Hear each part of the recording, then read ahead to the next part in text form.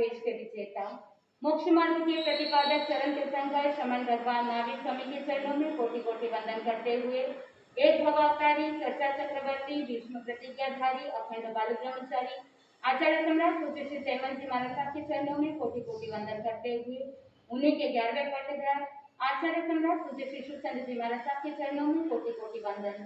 जय दशाधिपति, व्याख्यान वाचस्पति, उग्र विहारी, वचन सिद्ध साधक, 12वें पाठ्यक्रम आचार्य प्रवर श्री पार्श्वचंद्र जी महाराज साहब, गौर तपस्वी उपाध्याय प्रवर श्री गुणवंत चंद्र जी महाराज साहब, मेरे अनंत आस्था के आयाम मम जीवन उद्धारक परम पूज्य गुरुदेव डॉक्टर श्री पदम चंद्र जी महाराज साहब के चरणों में कोटि कोटि वंदन करते हुए सभी गुरु भगवंतों के चरणों में वंदन करते गुरुदेव की आज्ञा से बंधु जयगच्छिय स्वामी प्रवर श्री चौथमल जी महाराज साहब अपनी रचना में कह रहे हैं, जो आनंद मंगल चाहो रे मनाओ महा। आत्मबंधु ज्ञानी जन यही कह रहे हैं, कवि यही कह रहा है कि जो भीतर से आनंद चाहते हैं वो किसको मनाएं? महावीर को मनाने का मतलब क्या है? ज्ञानी जन यही कहते हैं कि प्रभु महावीर स्वामी की स्तुति भक्ति करना, प्रभु महावीर स्वामी के गुणों को परखते हुए उनके गुणों को ग्रहण करना और जीवन में उन्होंने जिस तरह से सहन किया है, जैसे परिश्रमों को सहन किया, जैसे उपसर्गों का सामना किया, जिस तरह से उन्होंने अपने जीवन की यात्रा को आगे बढ़ाई, ठीक उसी प्रकार हमें भी वो शिक्षा को ग्रहण करते हुए प्रभु के पद चिन्हों पर चलना चाहिए। जब कोई पिता अपने जीवन के अंतिम क्षणों में रहता है तो वो हमेशा यही चाहेगा कि मैंने तो अपनी जिंदगी गुजार दी, कुछ हित शिक्षा अपने पुत्र को, अपने पुत्रियों को देकर के जाऊं, ताकि मेरा जीवन भी सफल हो जाए और अपने जो पुत्र पुत्रियों के प्रति जो कर्तव्य है, जो दायित्व है, वो भी क्या हो, सफल हो जाए। प्रभु महावीर स्वामी ने भी हमें शिक्षा दी, हमें हित शिक्षा दी। भगवान ने बता दिया कि किस तरह से जीवन जीना और निरंतर इस प्रवचन की श्रृंखला के अंदर हम प्रभु महावीर स्वामी के पूर्व भवों को सुन रहे हैं। 25 का भाव नंदन मुनि का किस तरह से 20 बोलों की आराधना करते हुए आगे से आगे अपने आप को जागृत किया। प्रभु महावीर स्वामी की वाणी जन जन को जागृत करने वाली। भगवती सूत्र के 16वें शतक और 6ठे उद्देशक में प्रभु महावीर स्वामी को गौतम स्वामी ने वंदन करते हुए प्रश्न किया कि भगवान, जीव सोते हैं, जीव जागते हैं या सोते जागते हैं? प्रभु महावीर स्वामी ने बताया कि है गौतम, तीनों ही होते हैं। जीव सोते भी है, जीव जागते भी है और जीव सोते जागते भी है। प्रभु महावीर स्वामी के हर एक प्रश्न का उत्तर अनेकांतवाद से कूट कूट करके भरा हुआ रहता है। आत्मबंधु पुनः इंद्रबुद्धि गौतम ने पूछा कि भगवान, जैसे जीव सोते हैं, जीव जागते हैं, जीव सोते जागते हैं, तो वो किस अपेक्षा से? भगवान ने बताया कि 2 तरह का सोना होता है, एक द्रव्य रूप से सोना और एक भाव रूप से सोना। तीर्थंकर भगवान कहते हैं कि जो निद्रा लेते हैं वो द्रव्य से सोना कहा गया, और जो विरति रहित रहते हैं, जो त्याग व्रत प्रत्याख्यान ग्रहण नहीं करते, जो अव्रत के अंदर ही डूबे हुए रहते हैं, वो भाव से कैसे होते हैं? भाव से सोना कहा जाता है। तो चिंतन कीजिए कि आप मात्र द्रव्य रूप से सोते हैं या भाव रूप से भी सो रहे हैं। कुछ दिन पहले ही आपने प्रथम अनुव्रत अहिंसा अनुव्रत ग्रहण किया, प्राणातिपात विरमण व्रत अंगीकार किया, तो आप क्या है?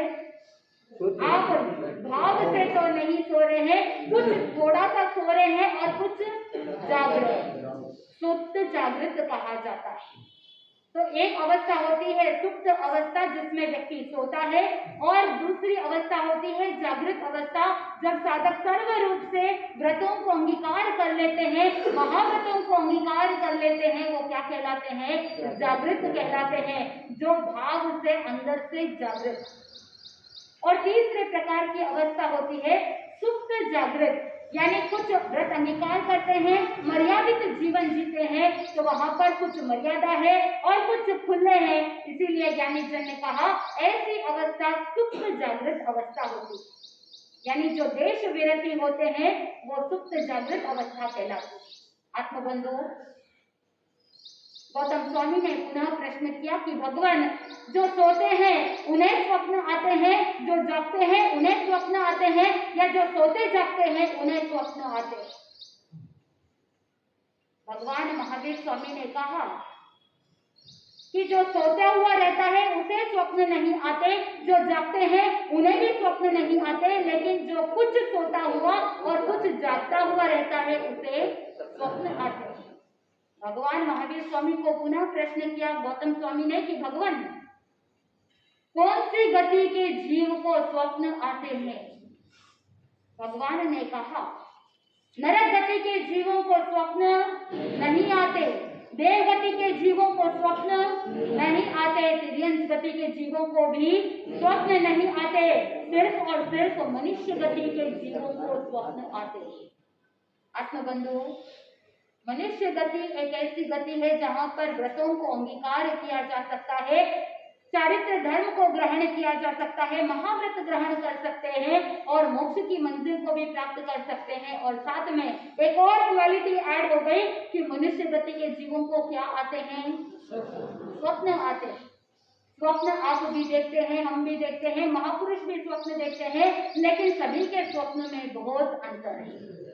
आत्मबंधु, गौतम स्वामी ने पुनः भगवान महावीर स्वामी से प्रश्न किया, अगर मनुष्यों को स्वप्न आते हैं तो स्वप्न कितने प्रकार के? भगवान महावीर स्वामी ने कहा कि स्वप्न 5 प्रकार के। बहुत ध्यान से सुनना, क्योंकि ये 5 प्रकार के स्वप्न में से आपको आपके स्वप्नों को भी क्या करना है? एनालाइज करना है कि आपके सपने कैसे होते हैं। तो पहले प्रकार का स्वप्न है यथातथ्य स्वप्न।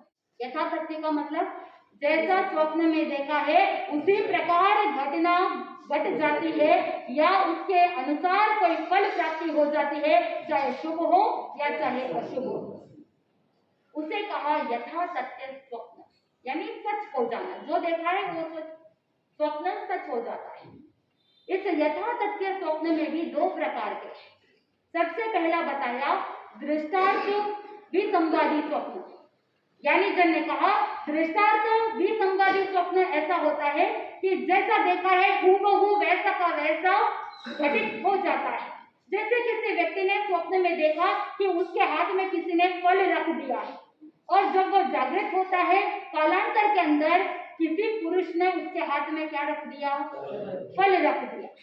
तो ये कौन सा स्वप्न है? यथातथ्य है, लेकिन उसमें भी दृष्टार्थ विसंवादी स्वप्न है। दूसरे प्रकार का यथातथ्य स्वप्न है फलाविसंवादी स्वप्न, यानी जो स्वप्न के अंदर देखा है उसके परिणाम स्वरूप फल स्वरूप कुछ शुभाशुभ फल मिल जाता है।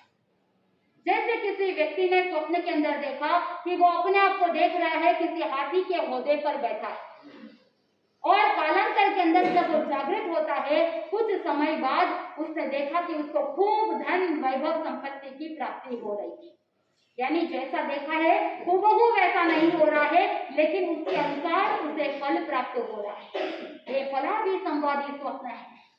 मुझे याद आता है पूज्य गुरुदेव डॉक्टर श्री पदम चंद्र जी महाराज साहब के मुखारबिंद से जयमल जी महाराज साहब का वो दीक्षा से पहले का प्रसंग मैंने सुना था गुरुदेव के मुखारबिंद से। जयमल जी का विवाह हुआ था, विवाह होके 6 महीने हुए, मुकलावा भी नहीं हुआ था। उस जमाने के अंदर विवाह के बाद पत्नी को पीहर भेजा जाता और मुकलावा होने के बाद ही पत्नी को ससुराल लेकर के आते। इधर 6 महीने व्यतीत हो गए। जयमल जी का विवाह लांसा देवी लक्ष्मी देवी के साथ रिया गांव के अंदर, और इधर लांबिया में जयमल जी है, उनके पिताजी मोहनदास जी जयमल जी को कहते हैं कि बार बार रिया से समाचार आ रहे हैं, तुम जाओ तुम्हारी पत्नी को लेने के लिए, मुकलावे के लिए बुला रहे। इधर बड़ा बेटा रिडमल को कहा मोहनदास जी ने कि रिडमल, तुमको व्यापार के लिए जो जो आवश्यक सामग्री चाहिए तुम जाओ और लेकर के आ जाओ। रिडमल ने सोचा कि क्यों ना मैं मेरे छोटे भाई जयमल को ही भेज दूं, क्योंकि वो व्यापार में भी एक्सपर्ट है और साथ में जब ससुराल जाना है तो उसे कुछ सामग्री की आवश्यकता होगी तो वो शॉपिंग भी कर लेगा। वो जमाना था जब अतिथि सत्कार महीने महीने भर के लिए होता। आज के जमाने में अगर कोई मेहमान के रूप में, अतिथि के रूप में एक दिन से ज्यादा रुक जाते हैं तो आप लंबे लंबे हाथ जोड़ लेते हैं, सोचते हैं कब ये लोग जाएंगे। वो मेहमान नवाजी उस जमाने में होती थी। इधर पिताजी ने कहा कि जयमल अगर ससुराल जाएगा तो महीने भर के लिए वापस लौटेगा नहीं, तो इसलिए तुमको व्यापार के लिए जो जो आवश्यक सामग्री है वो लेकर के आ जाओ। आज के जमाने में तो कितना आसान है, आप ऑनलाइन एक बटन दबाते हैं, आपको जो वस्तु चाहिए वो आपके घर होम डिलीवरी हो जाती है। वो जमाना ऐसा नहीं था। उस जमाने के अंदर फ्लाइट्स नहीं थे, ऐसे साधन नहीं थे, ट्रांसपोर्ट सिस्टम नहीं था। बैलगाड़ी के अंदर जाते थे, बहुत टाइम लगता था। एक गांव से दूसरे गांव में जाने के लिए बहुत लंबा समय लगता था। जयमल जी को रिडमल जी ने कहा और वो रवाना हुए अपने मित्रों के साथ। जाते जाते जैसे ही मेड़ता निकट आ रहा था, प्रातःकालीन जयमल जी ने भी थोड़ा विश्राम करने का सोचा और जैसे ही आंख लगी तो उन्होंने एक शुभ स्वप्न देखा। कुछ श्वेत व्हाइट आकृति दिखाई दे रही थी। पता नहीं क्या स्वप्न था, बट बहुत शुभ था। और जब वो आंख खुली तो मन में वो प्रसन्नता की भावना। अगर शुभ स्वप्न होता है तो स्वप्न के बाद भी वो प्रसन्नता, आनंद की अनुभूति बनी रहती है। और जिस समय प्रातः उठ करके अपने मित्रों को बोला कि मैंने एक शुभ स्वप्न देखा है, कोई व्हाइट आकृति मैंने देखी, श्वेत है, धवल है और शुभ प्रतीत होती है। किसी मित्र ने कहा, देखो तुमने व्हाइट देखा है तो कपास के अंदर तुम्हें प्रॉफिट हो सकता है, कॉटन के अंदर। किसी मित्र ने कहा, इतना शुभ स्वप्न है तो सिर्फ कपास से कुछ होने वाला नहीं। अरे जयमल, तुम तो चिंतन मत करो, तुम ज्यादा सोचो मत, तुम्हें शायद चांदी में बहुत नफा होने वाला है। आत्मबंधुओं, शुभ स्वप्न बोलते हैं तो वहां पर सामने वाला व्यक्ति कैसा होता है, वो उस तरह से क्या कर देता है, उसको गेस करता है, अनुमान लगाता है, शायद ऐसा हो सकता है। आत्मबंधु, लेकिन जयमल जी को अंदर से विश्वास था कि आंतरिक जो आनंद की अनुभूति हो रही है, मन में जो प्रसन्नता की भावना हो रही है, ये सिर्फ कपास और चांदी में लाभ देने वाला नहीं है, ये कुछ अलौकिक है, ये कुछ आध्यात्मिक लाभ प्रदान करने वाला है। मन के अंदर बार बार ऐसी भावना जागृत हो रही। जयमल जी को कभी पता नहीं था कि ऐसा कुछ होने वाला है, लेकिन जैसे ही मेड़ता पहुंचे, उन्होंने ऐसा कुछ भी एक्सपेक्ट नहीं किया था। बाजार बंद था। वो जमाना था कि जब कभी कोई नगर के अंदर किसी का देहांत हो जाता तो बाजार बंद रहता, या कभी कुछ ऐसे पर्व होते, कुछ ऐसा स्पेशल ओकेजन होता तो बाजार बंद होता। अब जयमल जी और उनके सारे मित्र बाजार में खड़े हैं, लेकिन सब बंद है, क्या करना है? किसी व्यक्ति को पूछा कि बाजार बंद क्यों है? उस समय सभी लोग एक ही दिशा में जाते हुए नजर आ रहे थे। जयमल जी ने किसी को रोक करके पूछा कि भाई आज बाजार बंद क्यों है और सभी लोग एक तरफ क्यों जा रहे हैं?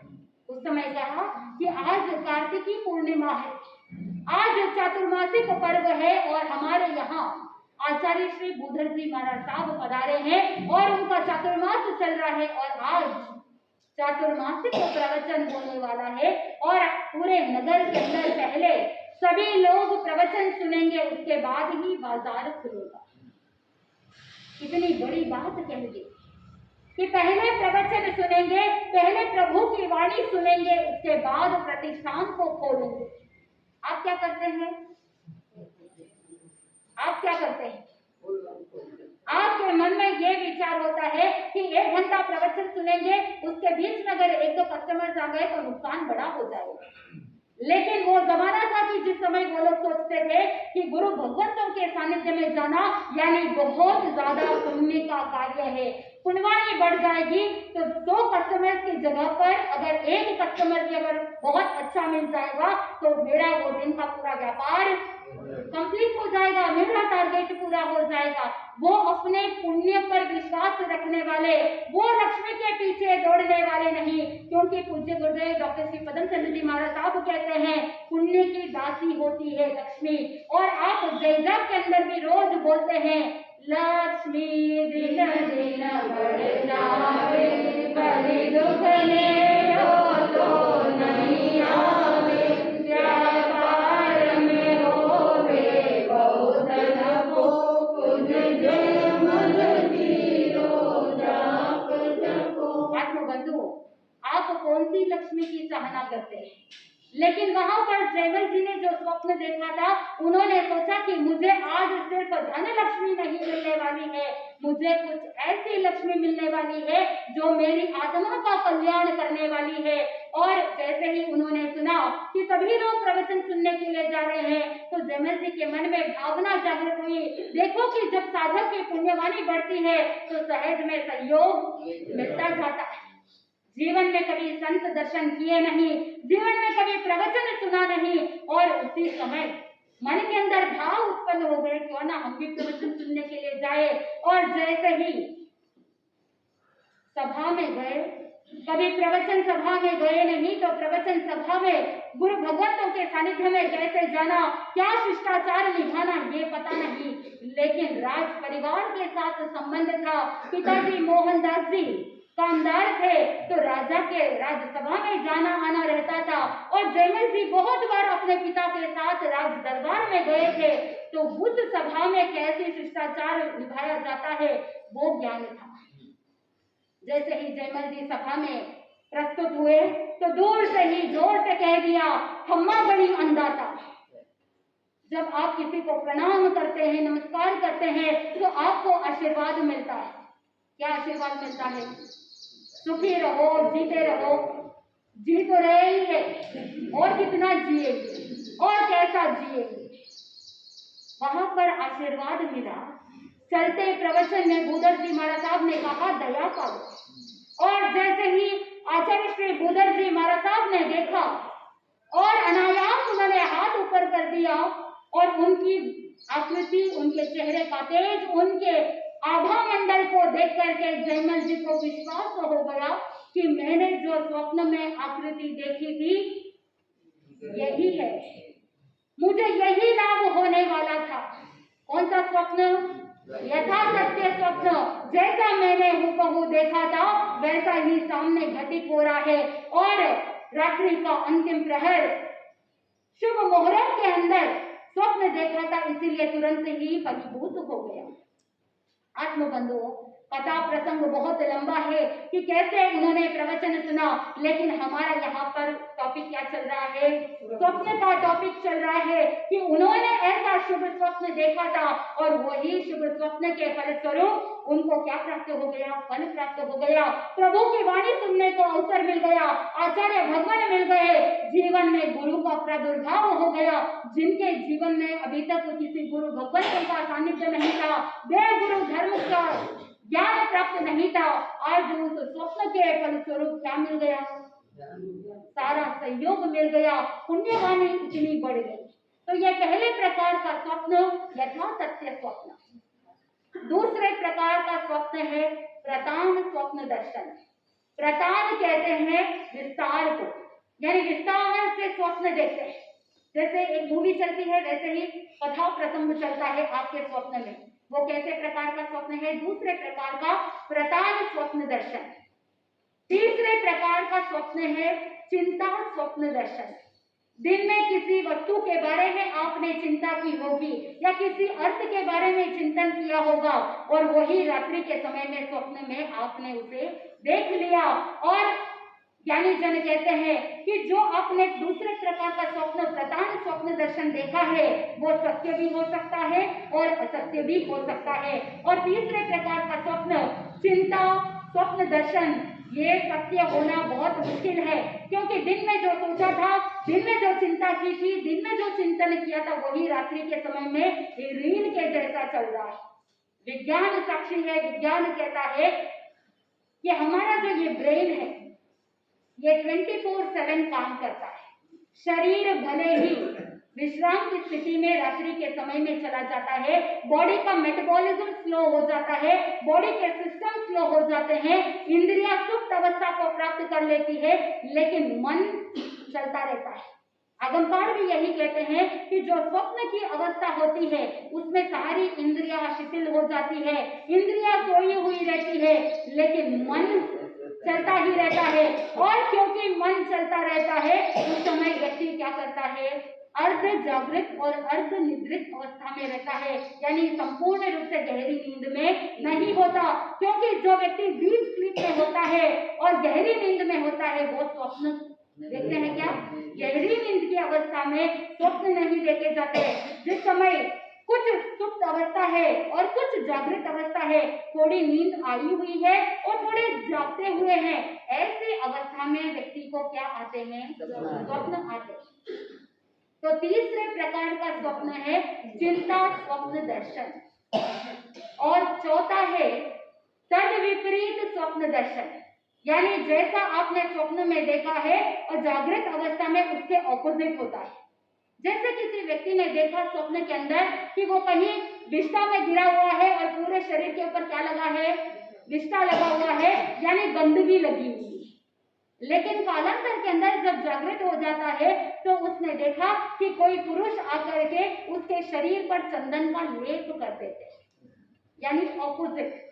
ये चौथे प्रकार का स्वप्न है तद विपरीत स्वप्न दर्शन। और पांचवें प्रकार का स्वप्न है अव्यक्त स्वप्न दर्शन। अव्यक्त का मतलब है कि जहां पर कुछ धुंधला धुंधला सा है, जो स्वप्न देखा है वो अच्छे से समझ में नहीं आता, उसके बारे में पूर्ण रूप से ज्ञान प्राप्त नहीं होता है, आल जंजाल चलते रहते।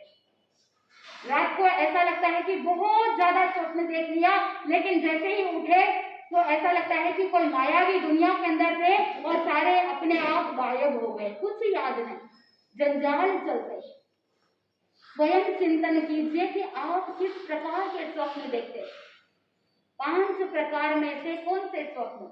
अधिकांश व्यक्ति या तो चिंता स्वप्न दर्शन करता है या अव्यक्त, जो और जंजाल चलते हैं, अव्यक्त स्वप्न दर्शन देखता है, जिसका कोई औचित्य नहीं, जो स्वप्न कोई फल देने वाला नहीं है, कोई साधक को आगे बढ़ाने वाला नहीं, ऐसे स्वप्न दर्शन कभी कोई लाभ देने वाला नहीं है। लेकिन ज्ञानी जन कहते हैं कि जब जगत के अंदर कोई महापुरुष का अवतरण होता है तो वहां पर कुछ ना कुछ संकेत शुभ मिल ही जाते हैं।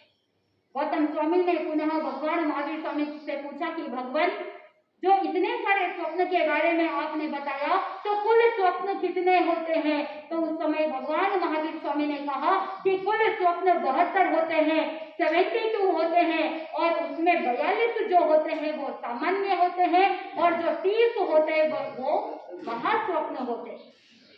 42 स्वप्न साधारण सामान्य, और जो 30 है वो कौन से? महास्वप्न कहलाते हैं, जो महाफल देने वाले हैं। लेकिन जो महापुरुषों की माताएं होती है, चाहे तीर्थंकर हो, चक्रवर्ती हो या कोई भी शलाका पुरुष हो, उनकी माताएं स्वप्न ऐसे महास्वप्न देखती है जिसके माध्यम से शुभ संकेत मिल जाता है कि कोई महापुरुष का अवतरण होने वाला है। कौन सी माता, किसकी माता कितने स्वप्न देखती है? तीर्थंकर की माता 14 महास्वप्न देखती है जो एकदम क्लियर और स्पष्ट होते हैं, और चक्रवर्ती की माता भी 14 स्वप्न देखती है, लेकिन अस्पष्ट देखती है, क्लियरली दिखाई नहीं देता, टोटल ब्लर हो जाता है। जैसे आंखों के नंबर अगर हो तो कुछ लोगों को बिना चश्मा कैसा दिखता है?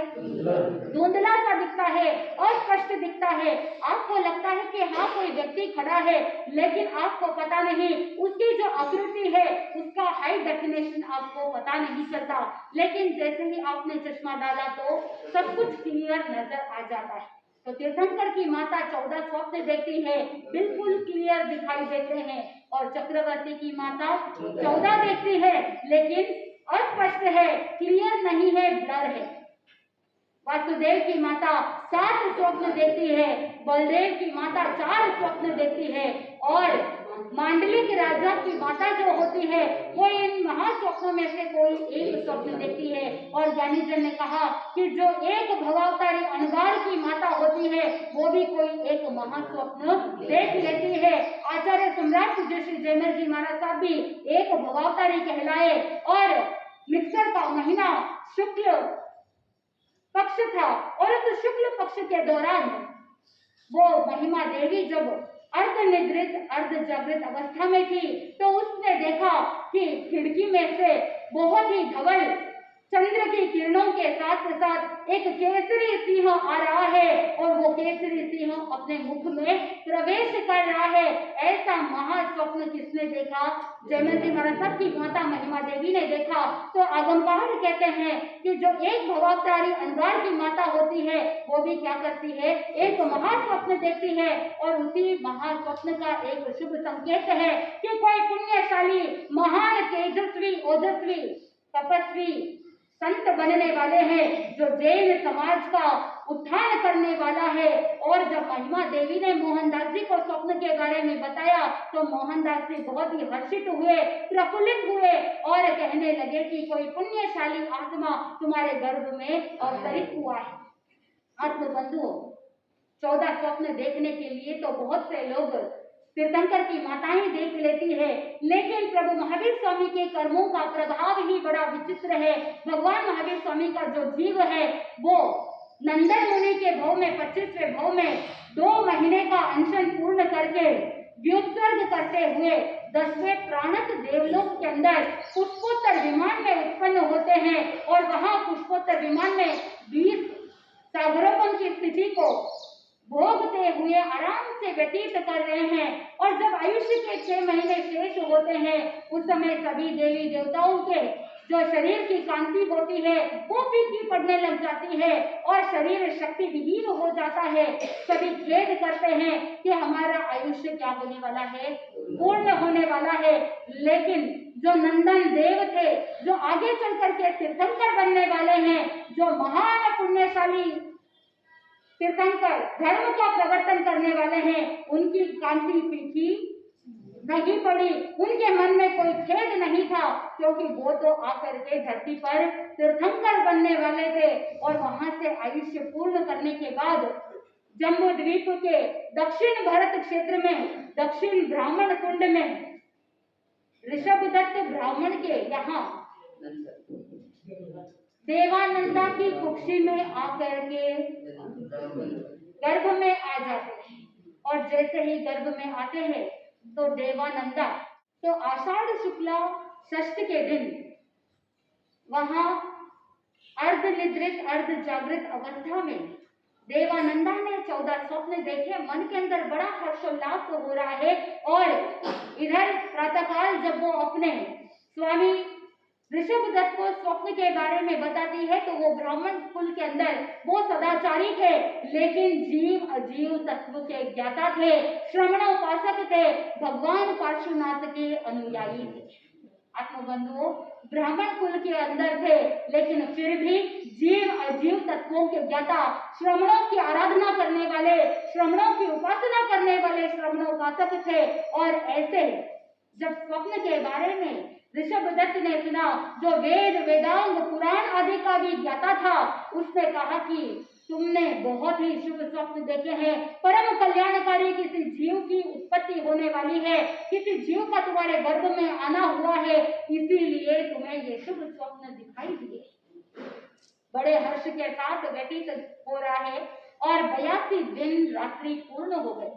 और जैसे ही 82 डेज कंप्लीट होते हैं वहां पर पहले देवलोक के देवेंद्र का आसन कंपायमान होता है, क्योंकि देवगति के देवताओं को 3 ज्ञान जन्म से प्राप्त होते हैं, मति ज्ञान, श्रुत ज्ञान और औधी ज्ञान। और जो तीर्थंकर के जीव होते हैं वो या तो देव गति से आते हैं या नरक गति से आते हैं। ज्ञानी जन कहते हैं कि तीर्थंकर का जीव भी जन्म से कितने ज्ञान लेकर के आता है? 3 ज्ञान लेकर के आते हैं। तो तीर्थंकर का जीव, भगवान महावीर स्वामी का जीव भी कितने ज्ञान का धनी था? 3 ज्ञान के धनी थे, मति, श्रुत और औधी ज्ञान था। और जब 82 रात्रि कंप्लीट हुए तो वो जानते थे कि मैं देवानंदा की कुक्षी में च्यवन मेरा हुआ है। उन्होंने अपने ज्ञान बल से जाना कि मुझे देव गति से च्युत होकर के देवानंदा कुक्षी के अंदर आना है, और उन्होंने ज्ञान के बल से ये भी जाना कि वहां पर देवानंदा की कुक्षी में आ चुके हैं, लेकिन च्यवन का जो प्रोसेस था वो नहीं जान पाए, क्योंकि जो ये च्यवन का प्रोसेस होता है वो बहुत ही सूक्ष्म होता है, और ज्ञानी जन कहते हैं कि छद्मस्त इस सूक्ष्म अवस्था को नहीं जान पाते। आत्मबंधुओं, वो पहले और पूर्वा पर दोनों जान रहे हैं। पहले च्यवन होना था वो भी जानते हैं और आ चुके हैं ये भी जाना, लेकिन इस बीच में जो प्रोसेस हुआ है उसको नहीं जान पाते। तीर्थंकर का जीव भी नहीं जान पाता, इतना सूक्ष्म होता है। इसीलिए ज्ञानी जन ने कहा कि जैसे ही देवेंद्र का चलायमान होता है आसन, उसने उपयोग लगाया और ज्ञान से पता किया कि क्या बात है, और उसी समय उन्होंने देखा कि तीर्थंकर भगवान महावीर स्वामी का जीव ब्राह्मण कुल के अंदर वहां देवानंदा की कुक्षी में आया है, लेकिन तीर्थंकर का जीव तो जिसके अंदर उदारता, शौर्यता और आदि बहुत सारे सद्गुणों के जो धारक होते हैं, ऐसे क्षत्रिय कुल के अंदर जन्म लेना था, लेकिन याचक कुल के अंदर गर्भ का अवतरण हो गया है। अब क्या करना, चिंतन कर रहे हैं। सिंहासन से नीचे उतर करके भगवान को वंदन किया और विचार कर रहे हैं कि मेरा जीताचार है, मेरा कर्तव्य है कि मैं देवानंदा कुक्षी के गर्भ से गर्भ का हरण करूं और वहां से ले जा करके कहीं ऐसे माता पिता के वहां उनका गर्भ पुनः स्थापित करूं जहां पर क्षत्रिय कुल के अंदर हो। अब इस तरह से उन्होंने चिंतन किया, और साथ में ये चिंतन करने के बाद हरिणग्मेसी देव को याद किया। 83वीं रात्रि चल रही थी, 83rd नाइट।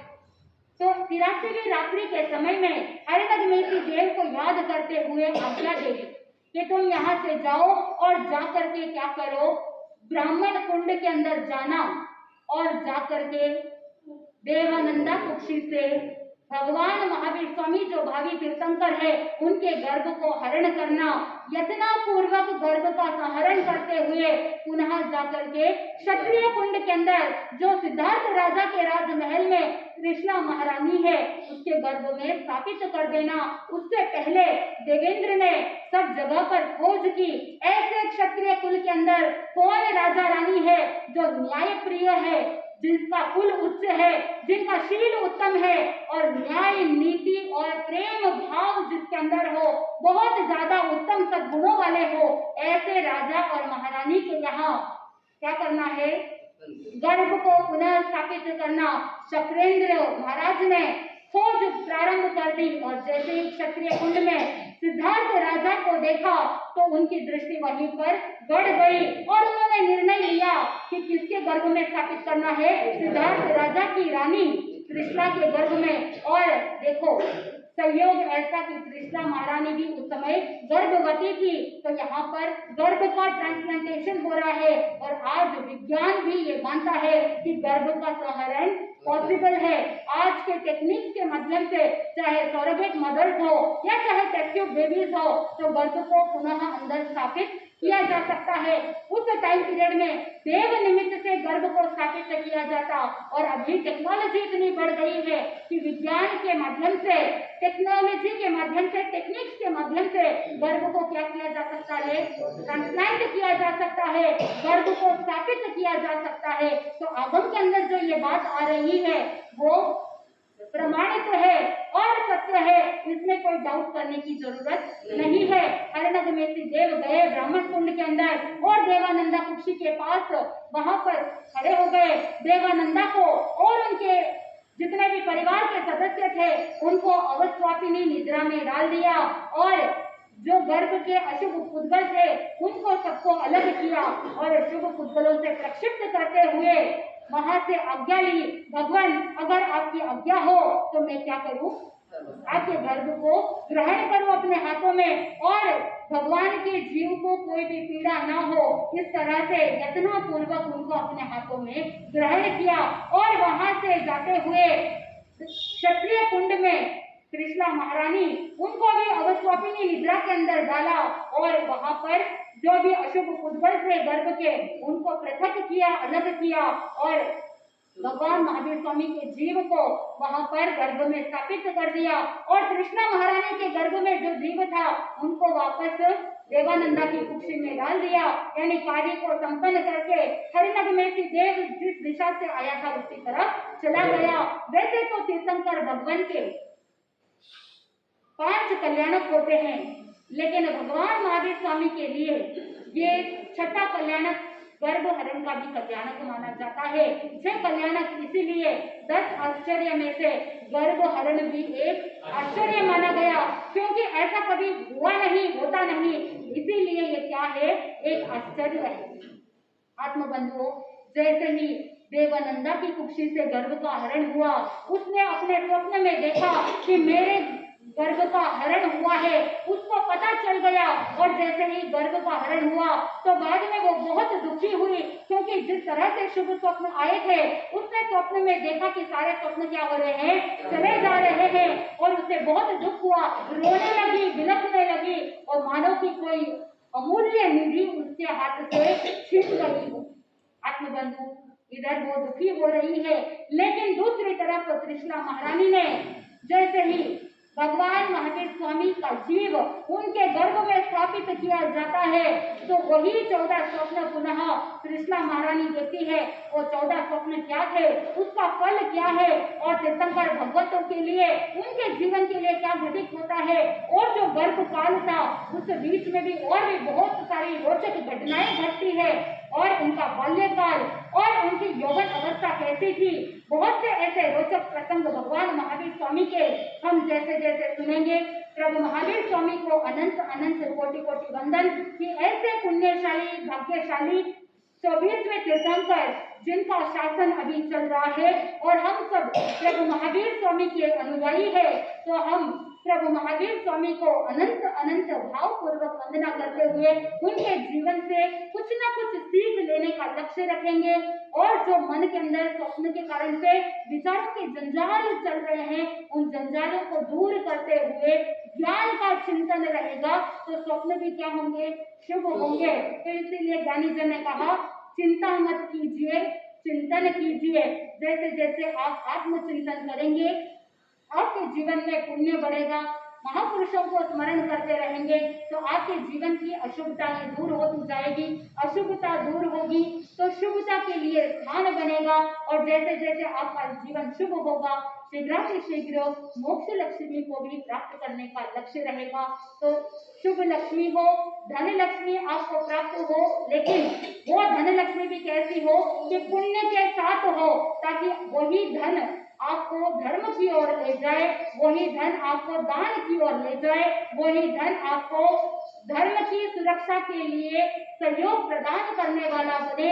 ऐसे धन लक्ष्मी के साथ साथ आपके जीवन में रत्नत्रय रूपी ज्ञान दर्शन चारित्र लक्ष्मी प्राप्त हो, और एक दिन ऐसा आए कि सभी भव्य जीवों को मोक्ष लक्ष्मी की प्राप्ति होगी, तो अनंत अनंत आनंद की प्राप्ति होगी। इसी मंगल भावना के साथ आनंद ही आनंद बोले श्री जैन धर्म की।